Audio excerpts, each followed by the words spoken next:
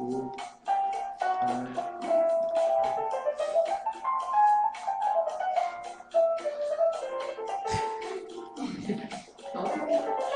안녕하세요. 오늘 소녀감성이 넘치는 두 분의 작가님을 모시고 길을 걷는 자라는 타이틀을 가지고 프리뷰를 진행하는 박주영입니다. 반갑습니다. 안녕하세요.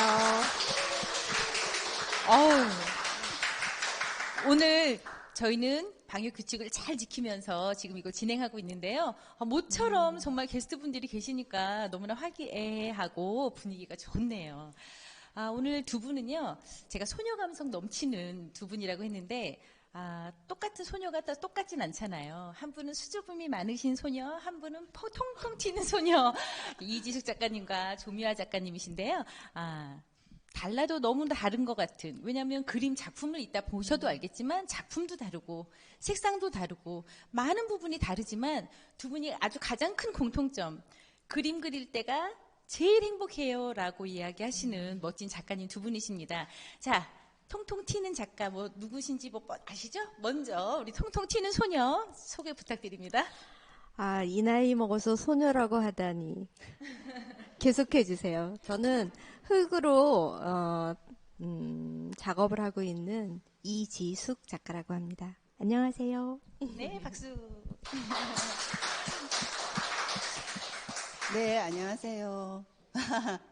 저는 주사기 선묘 기법으로 추상 작업을 하고 있는 조미아입니다. 반갑습니다. 반갑습니다. 작가는 작품으로 자신을 표현하고 자신의 목소리를 낸다라고 하셨는데요. 정말 이 두 분의 굉장히 색다른, 저는 이제 그림에 워낙에 많은 박물관을 갤러리를 다니지 않은 사람이라 그런지는 모르겠지만 굉장히 특이한 작품들을 오늘 한 곳에서 다 만난 것 같아서 굉장히 새롭고 좋거든요. 그래서 작품을 보면서도 이야기를 하겠지만 도대체 이 두 분의 작가님들은 어떻게 이 길을 걸어가시게 됐을까 인간적으로 너무나 궁금함이 있었어요. 또 제가 참 신기한 거는 전화 통화를 하면서 어떻게 작가의 길을 걷게 되셨나요? 라고 여쭤봤을 때 한 분은 저는 작가가 될 거라는 걸 한 번도 의심해 본 적이 없어요. 라는 분이 계셨고 한 분은 저는 작가가 될 줄은 꿈에도 몰랐어요. 라는 분이 계셔서 정말 다르시죠, 두 분이.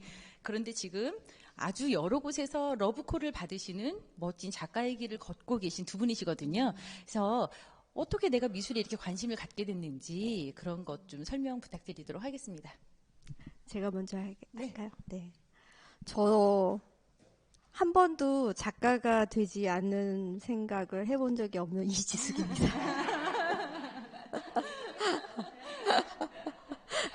어렸을 때부터 잘한다 소리를 너무 좋아해가지고 그림을 잘 그리고 상을 몇 번 탔는데 저희 엄마가 초등학교 선생님을 하셨었어요. 그래서 국민학교 6학년 때까지 그 피아노와 미술을 계속 했었는데 둘 중에 하나 고르라고 하시더라고요. 근데 저는 손가락도 짧고, 네, 손가락이 너무 짧아서 다른 사람들 음파 칠 때 저는 음파를 칠 수가 없었고 늘 선생님한테 혼나는 입장이어서 잘하는 걸 하자. 그래서 미술을 시작을 했는데 그냥 어떻게 하다 보니까 계속 시험을 칠 때마다 붙고 또 하면 문 닫고 들어가서 나올 때는 탑을 달리는 약간 그런 상태로 계속 작업을 했었던 것 같고요.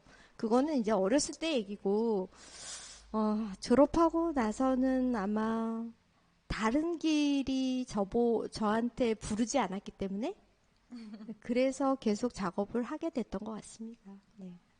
그러셨군요. 이지숙 작가님, 네. 아니 조미화 작가님. 조미아입니다. 죄송합니다.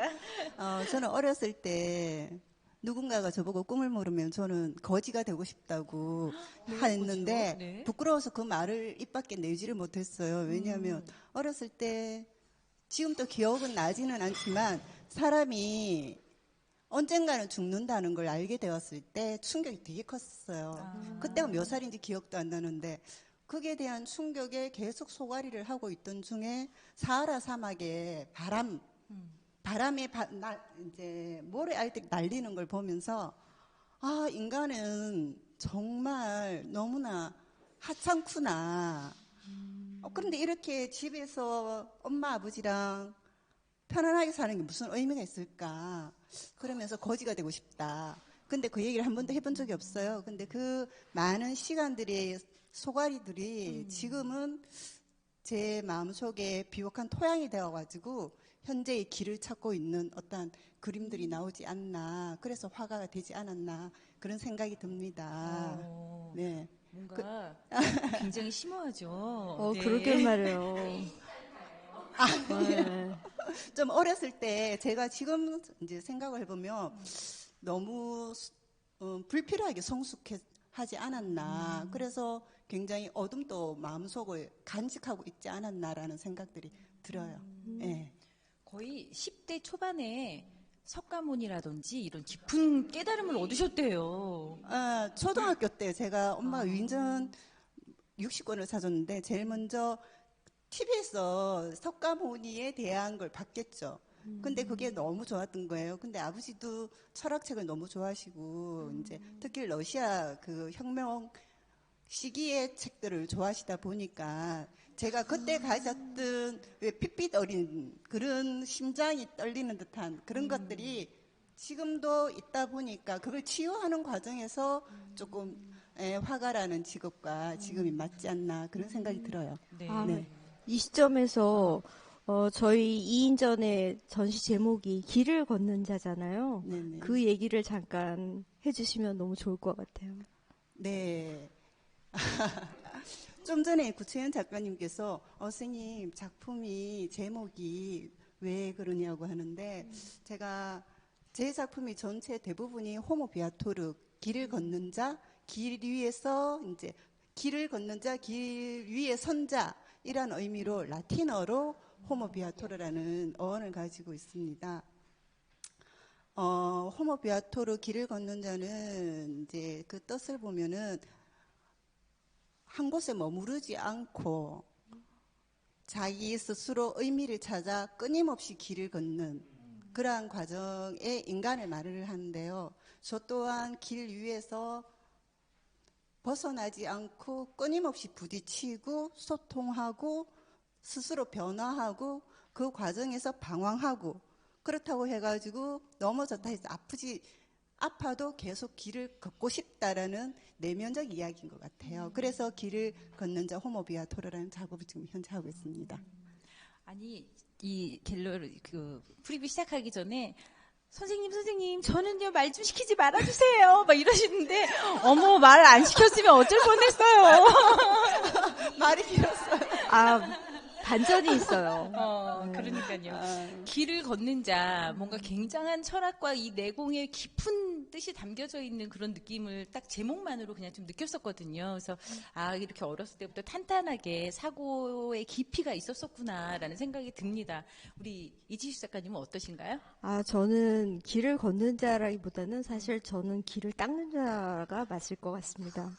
왜냐면 글쎄요, 제가 있는 길이 재미없어서라기보다는 길을 못 찾아서 그렇지만 멈출 수 없는 그래서 길을 닦아 나가면 또 누군가는 또 그 길을 또 걷는 자가 있겠죠. 저는 이번 전시에서 저희 2인전 하게 된 게 이제 쿱에서 저희를 짝지어준 거를 굉장히 영광으로 생각하는 이유 중에 하나는 저는 별로 이렇게 깊이가 있는 사람이 아니에요. 그냥 가볍고 그냥 이렇게 힘써서 길을 닦아 나가는 와중에 그 길을 걷고 있는 그 긴 여정 중에 조미아 작가의 한 쿱이라고 하는 정거장에서 또 만나는 그런 부분. 그래서 가벼운 저를 무겁게 눌러주실 수 있는 그 중심을 잡을 수 있는 조미아 작가 한 파트너가 돼서 굉장히 좋습니다. 두 분의 표현이 여기서 같이 제가 좀 수준을 맞춰드려야 되는데 지금 한 가지 또 광고 말씀드리자면 지금 페이스북에서 생방송으로 나가고 있거든요. 그래서 이야기를 들으시다가 궁금한 사항이 있으시면 질문을 해주셔도 저희가 또 바로 실시간 작가님들에게 질문을 던져드릴 수도 있습니다. 그래서 페이스북에 황희록이라고 검색을 하시면 바로 들어올 수 있을 거예요. 황의록이라고 검색을 하셔서 지금 동영상 방송을 바로 보시면 되겠습니다. 네. 제가 질문 올라오는 거 있으면 네, 굉장히 올려드리도록 예쁘게 하겠습니다. 잡아주고 그러게요. 계셔가지고 저희 화면을 감사합니다. 굉장히 잘 봤군요. 몰랐네요. 네.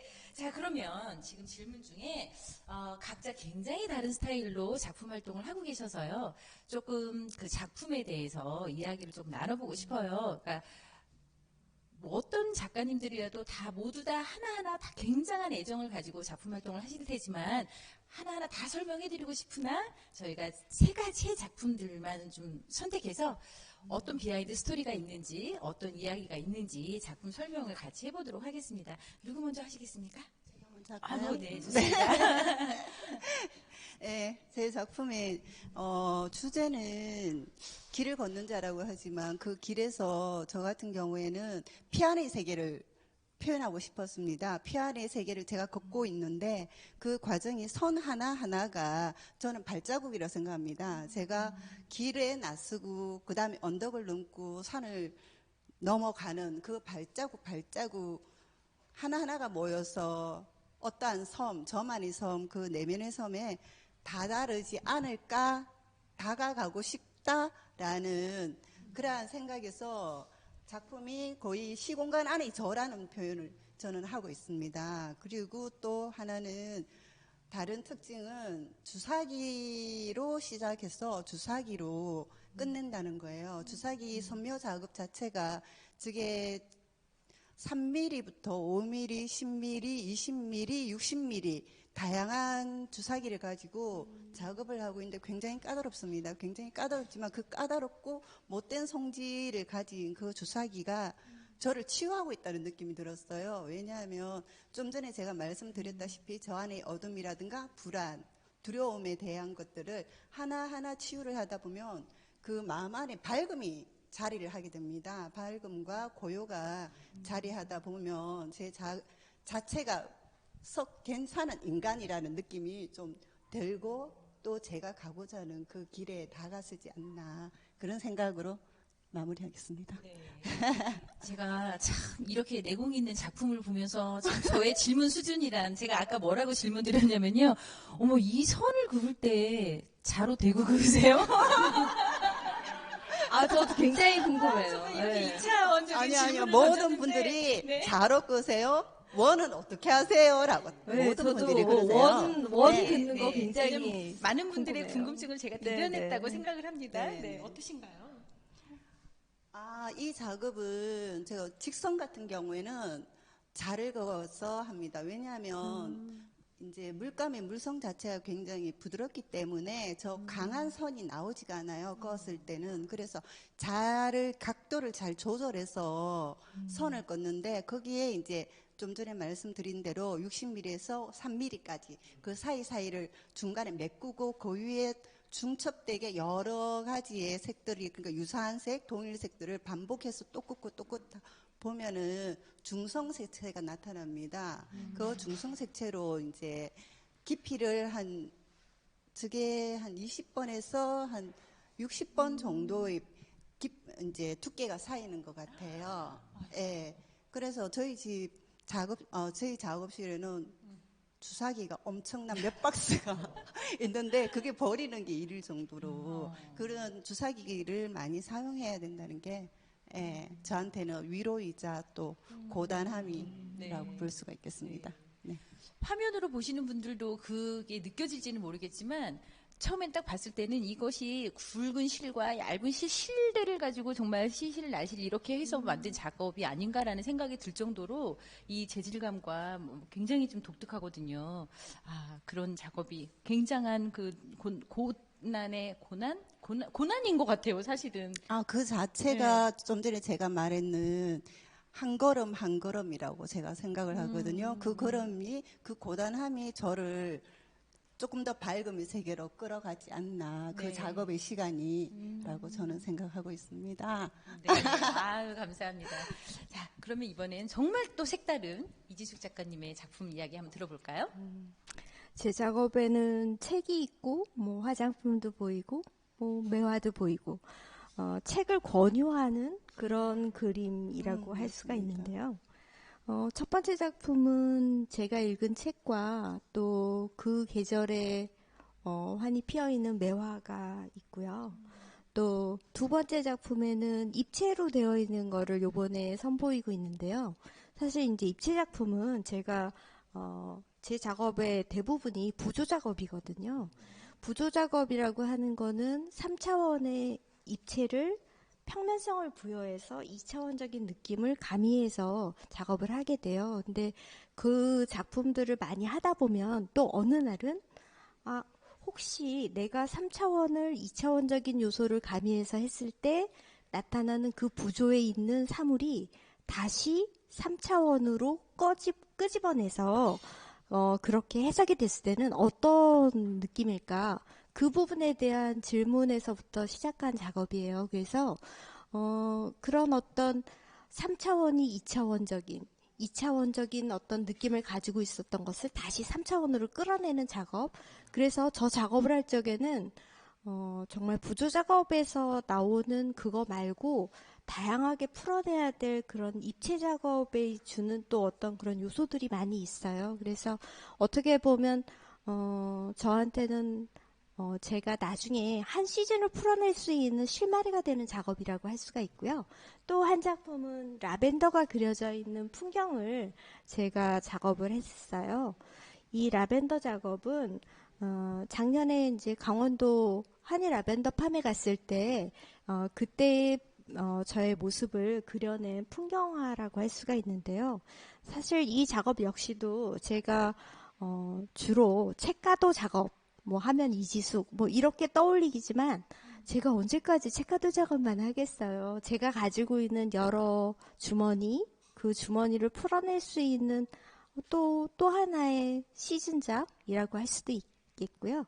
그래서 지난번에 이 작업을 처음 선보였을 적에 어떤 작가분이 선생님 저 작품은 선생님이 사셔야 되겠어요 그러는 거예요. 그래서 왜요? 그랬더니 아니 저기 선생님이 그려져 있잖아요. 그래서 제가 그린 건데 제가 사야 되나요? 그렇게 작업을 했을 정도로 굉장히 색다른 작업을 선보였다고 할 수도 있고요. 또 어느 날은 또 이 작업이 또 모티브가 돼서 또 커다란 풍경전을 하나 기획해 볼 수도 있겠죠. 네. 기대합니다. 네, 기대합니다. 네, 감사합니다. 지금 질문이 들어왔습니다. 이지수 작가님, 네. 작품을 하실 때 책이 등장하는데요. 네. 독서량이 상당히 많으시다고 들었습니다. 오늘 두 분 수준 있는 분들 제가 모시고 이렇게 하려니. 자, 그러면 작업으로 선택되는 책의 선정 기준이 있나요? 당연히 있죠. 네. 제가 그 책을 읽게 된 그 동기가 30에 도저히 이렇게 무식하고 책을 읽지 않은 이런 상태로는 작업을 어떻게 내가 이어갈 수가 있을까 해서 강제로 벌금도 센 독서 모임을 시작하게 됐고 그게 지금 한 22년 차 됩니다. 그래서 한 10년 동안은 정말 기계적으로 책을 읽어댔던 것 같아요. 네, 그때는 기계적으로 읽어대는데 누구한테 책을 권유할 수가 있었겠어요. 그저 벌금이 무서웠을 뿐이죠. 그래서 그렇게 읽어나가는 과정에서 정말 거짓말처럼 10년 만에 작품 어떤 책 하나가 저한테 말을 걸기 시작하더라고요.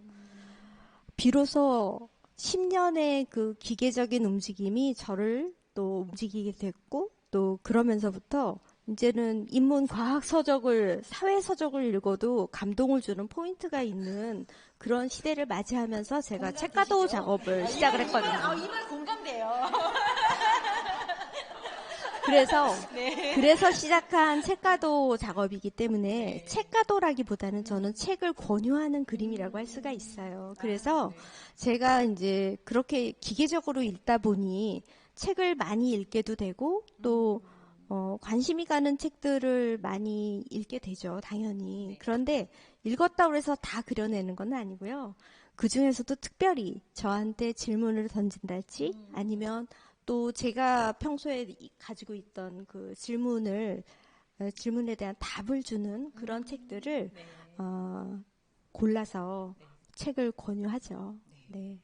책 권하는 네, 그림. 네, 좋네요. 책을 권하는. 네네. 좀 우리- 있어 보이는 그러니까요. 그런 작업이라서 그 있어 보이고 싶어 하시는 분들이 되게 좋아하세요. 어쩐지 너무 좋더라고요. 좋은 질문해주신 우리 구채연 작가님 정말 감사드리고요. 조미화 작가님께도 우리 질문이 들어왔습니다. 이인숙 작가님께서요. 선과 원형 이외에 또 다른 표현 방식의 작품들도 하시는지 궁금해 하시네요. 다른 방식대로 지금 현재로는 하지 않습니다. 왜냐하면 형태적인 부분에서 제가 아직도 감정적인 부분이 해결되지 않아서 지금 현재로는 원은 저한테는 공간이거든요. 원은 공간이고 그다음에 손 하나하나는 저의 시간의 축적이거든요. 거기서 아직은 거기에 지금 집중하고 있습니다. 나중에 이인숙 작가님께서 좋은 소재 있으면 말씀해 주세요. 지금 두 작가님의 이야기를 듣다 보니까 이제 그 작업하는 그런 모습이 상상이 되는 거예요. 정말 주사기로 물감을 넣어서 저게 지금 20겹을 쌓으면서 좀 만드셨대잖아요. 얼마나 목도 아프고 팔도 아프고 그 한 번 거도 사실 걷는지 표시도 안 날 거 아니에요. 저 한 줄 건다고. 진짜 얼마나 많은 정성과 또 몰입을 하시면서 시간을 투자를 하실까. 그리고 또 우리 이지수 작가님은 이게 도자기처럼 먼저 한번 구워내서 거기서 또 작업을 하다 보니까 이게 무거운 거 정말 짊어지어야 될 일도 많으시고 그다음에 최근에 또 정말 여기 척추 목 디스크가 안 좋아서 고생도 많이 하셨고 이런 많은 고충을 가지고 계시거든요. 근데 그럼에도 불구하고 나 작가 잘했어. 정말 내가 이러니까 정말 계속 작가 하지. 이러니까 행복하지. 하는 순간들이 있으실 것 같아요. 언제가 지금? 지금 이 순간? 지금 이 순간 지금 이 박수 순간. 쳐주시는 박수까지. 분들이 오늘이 정말 좋습니다. 오늘이 정말 좋고 네. 그다음에 오늘 제외한다면 아마 제가 호모 비아토르 작업을 처음 시작하고 마무리하고 사인했던 그 작품을 했던 그 순간인 것 같습니다. 그때 처음으로 내가 이제서야 더 밝고 더 행복해질 수 있겠구나. 작가로서 더 멋진 제 삶을 살아갈 수 있겠구나. 멋지다라는 것은 이제 외부적으로 봐서가 아니고 제가 저한테 항상 저는 제가 굉장히 내면에만 집중해져 있는 인간이다 보니까 근데 그 내면적 인간이 조금은 괜찮은 것 같다라는 느낌을 그 작업에서 시작했기 때문에 가장 큰 보람은 아마 그 순간이지 않았나라는 생각이 듭니다. 네. 어떠십니까? 저는 사실 그 질문에 대한 걸 잘 모르겠어요. 왜냐면 뭐 조미아 작가도 그렇고 저도 그렇지만 저 되게 고민하고 왔어요. 그 질문을 하면 어떡하나 했다가 생각을 해봤어요. 생각을 해보니까 그랬어. 저는 행복한 순간들을 위해서 그렇게 살아나간다고 생각을 해요. 사실 작업을 하는 것도 또 다른 어떤 순간에도. 그런데 제가 혼자 하는 거를 잘할 때가 작업을 할 때 혼자 하는 걸 잘하는 거예요. 뭐 밥을 먹을 때나 아니면 여행을 가서도 그렇고 혼자 하는 거 별로 안 좋아하거든요. 그런데 작업을 하고 있는 순간에는 혼자 하고 있다는 생각 자체를 하지 않는, 그러니까 생각이 없는 상태라고 해야 맞을 것 같은데, 그렇게 해서 작업을 하는 시간에 제가 그걸 쏟아붓는 거는 아마 제가 좋아하기 때문에 그렇기 때문인 것 같아요. 사람들 다 행복하려고 살잖아요. 살아있는 모든 것은 행복하라라고 했죠. 맞아요. 그렇죠. 우리 모두 행복해야 되겠죠. 오늘 너무 멋있는 것 같아요. 아까 아니면 분명히 말 시키지 말라면서 말 바로 못한다고 하셨는데. 네. 길을 걷는 자라는 이야기 때문에 길 얘기를 사실 많이 했었어요. 저희 셋이서. 근데 어떤 말씀을 하시냐면 저는 길을 걷는 게 아니라 길을 많이 만들었어요. 없는 길을 만들어내서 가느라고 정말 힘들었었어요. 라는 얘기를 했는데 갑자기 가슴이 막 뭉클한 거예요. 이게 우리 지금 사회에 정말 여성 작가로서 또 한 가정을 지키고 있는 그 또 각자의 여러 가지 있잖아요. 엄마의 자리, 며느리의 자리, 뭐 여러 가지 것들을 하면서 사회 진출을 해 나갈 때, 저는 제가 걸어가 보지 않은 길이지만, 그래서 잘 모르지만, 그냥, 그 길을 개척해 나갈 때 얼마나 힘드셨을까. 근데 그것을 잘 버텨주셨구나. 되게 고마운 마음이 또 들더라고요.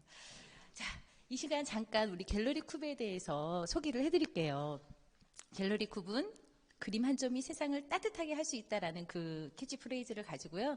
우리 화가님들을 후원하려고 계속 하고 있어요. 그래서 공모 작가님을 1년에 한 번씩 선발을 하게 됐고, 그 선발되신 분들이 바로 저희 소속 작가가 되는 것이 아니라 여러 가지 과정을 거쳐서 2년 뒤죠. 네, 2년 뒤에 그 굵직굵직한 4가지의 스텝을 거쳐서 합격하신 분만 저희 소속 작가가 될 수 있거든요. 그래서 두 분이 일단 어마어마한 경쟁력을 뚫고 공모 작가님 당첨이 되셨고, 오늘 이렇게 2인전 전시를 하시고 남은 마무리까지 이제 잘 되시기를 제가 정말 너무나 가슴 깊게 진짜 응원을 드리겠습니다. 감사합니다. 네. 그렇다면 그 엄청난 공모 작가전에서 당첨이 되셨다라는 건 당연히 그만한 이유가 있을 거란 말이죠. 근데 다 뭐 알아서 본인 자랑 좀 해주세요 해도 잘하실 분들이시지만 서로 이지수 작가님 이래서 되셨군요. 조미아 작가님 이게 포인트군요 하는 거 서로 좀 칭찬해 주시면 좋을 것 같아요. 제가 먼저 할게요. 알겠어요.